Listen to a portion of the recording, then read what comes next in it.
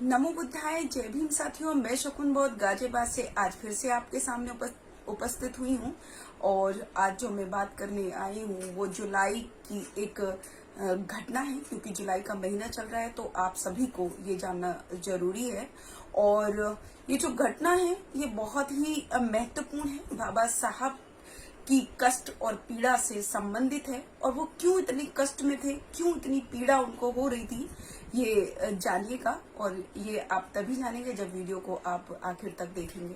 तो मैं आपको बताना चाहूंगी कि ये जो घटना है ये 27, 28, 29 जुलाई 1956 की है, जब बाबा साहेब ने 3 दिन तक वो अपने कमरे में बंद रहे 26 अलीपुर रोड पर और रोते रहे।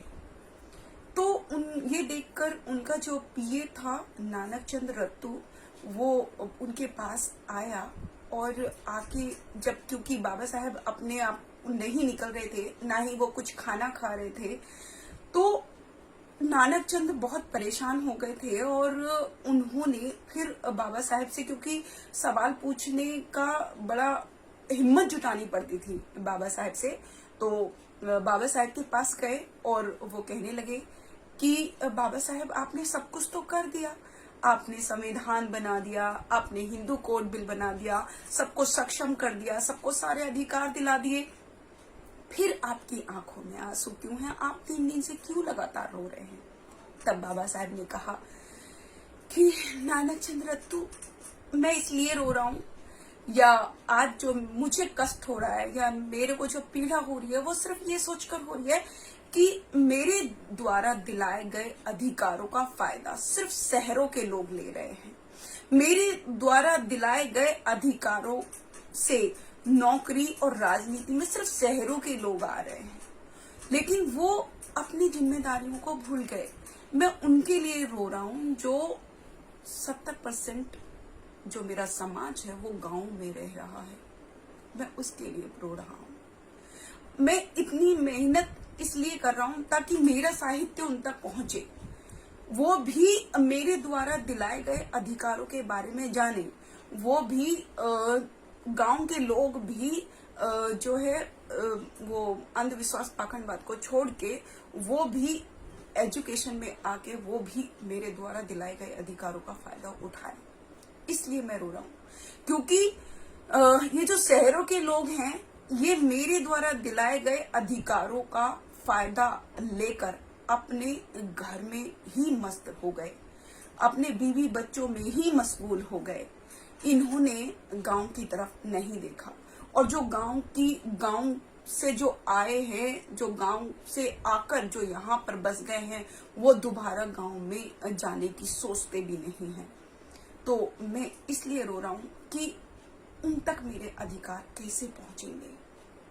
तो ये सोचकर नानक भी बहुत रोते हैं और वो कहते हैं कि बाबा साहब आप फिक्र मत कीजिए, क्योंकि कोई ना कोई तो ऐसा भी होगा जो कि आपके अधिकारों को गांव तक पहुंचाएगा।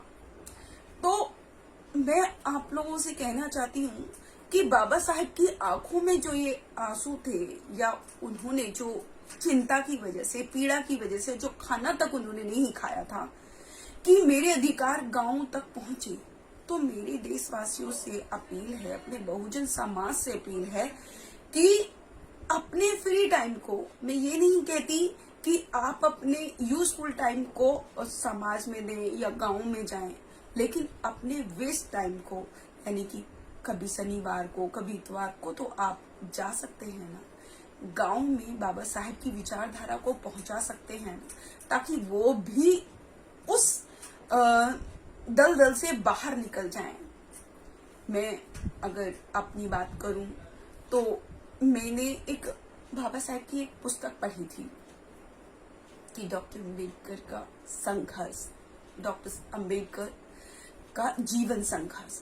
मैंने ये किताब पढ़ी और किताब में बाबा साहब ने ये लिखा था कि मैं अपना अनुयायी उसी को मानूंगा जो अपने पूरे जीवन में, संपूर्ण जीवन में 4 लोगों को बुद्ध का रास्ता बताएगा, सच्चाई का मार्ग बताएगा, या मेरे द्वारा दिलाए गए अधिकारों को बताएगा। तो मैं उनको ही अपना अनुयायी मानूंगा जो 4 लोगों को दलदल से बाहर निकालने में मदद करेगा। तो मैं जब वो पुस्तक पढ़ रही थी तो उस पुस्तक ने मेरी जिंदगी बदल दी। मैंने बाबा साहब से कहा कि बाबा साहब, आपने मुझे 4 का टारगेट दिया है ना, मैं उसमें 0 लगाने का काम करूंगी और आखिरी सांस तक मैं उसमें 0 लगाऊंगी। अब चाहे वो 40 हो, चाहे 4000 हो, चाहे 4 लाख हो।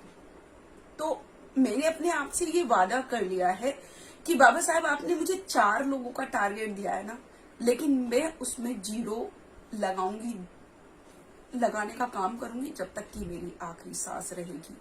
उसके लिए चाहे मुझे कुछ भी करना पड़े। तो मैंने तो अपने आप से प्रण कर लिया है, लेकिन मैं उन सभी अम्बेडकर वादियों से कहना चाहती हूँ कि आप अगर सक्षम हैं, आप अगर बाबा साहब की विचारधारा से परिचित हैं, तो आपका ये फर्ज बनता है, आपकी ये ड्यूटी बनती है कि आप और लोगों को भी जागरूक करें, उन लोगों को भी बाबा साहब की विचारधारा को पहुंचाएं। महापुरुषों ने जो इतना त्याग किया है, इतना बलिदान किया है, वो चाहे हमारे ज्योतिबा फूले हों, चाहे रविदास जी हो, चाहे कबीरदास जी हो, चाहे माता सावित्री बाई फुले हो, चाहे साहू जी महाराज हो, चाहे पेरियर जी हो, जो चाहे साहेब काशीराम जी हो, तो जो जितने भी हमारे महापुरुष अभी तक आए, उन्होंने अपने जीवन की परवाह ना करते हुए अपने समाज को आगे बढ़ाने के लिए कुर्बानियां दी, संघर्ष किया।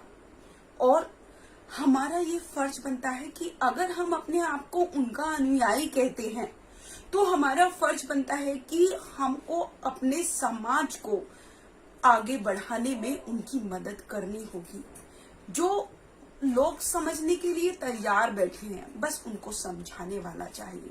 हमको निस्वार्थ रूप से किसी भी तरीके का स्वार्थ मन में ना रखकर हमको अपने समाज को आगे लेकर आना है। तो मैं अपने सभी देशवासी बहुजनों से अपील करना चाहती हूँ कि अपने अपने एरिया की जिम्मेदारी उठाएं, अपने फर्ज को निभाएं, जो कि हमारी ड्यूटी है, क्योंकि बाबा साहब ने हमें इस काबिल बना दिया कि हम अपने समाज को भी आगे लेकर आए। तो बाबा साहब का जो रोना था, जो 3 दिन तक वो जुलाई के महीने में रोते रहे, उस रोने को ध्यान रखिए। उन्होंने जो हमको मार्ग बताया कि गांव तक उनके अधिकारों को पहुंचाना है हमको, तो ये हमारी ड्यूटी है, ये हमारा फर्ज है। इसी के साथ मैं अपनी वाणी को विराम करूंगी। आप सभी को मेरा गर्व से नमो बुद्धाय, जय भीम, जय भारत, जय संविधान।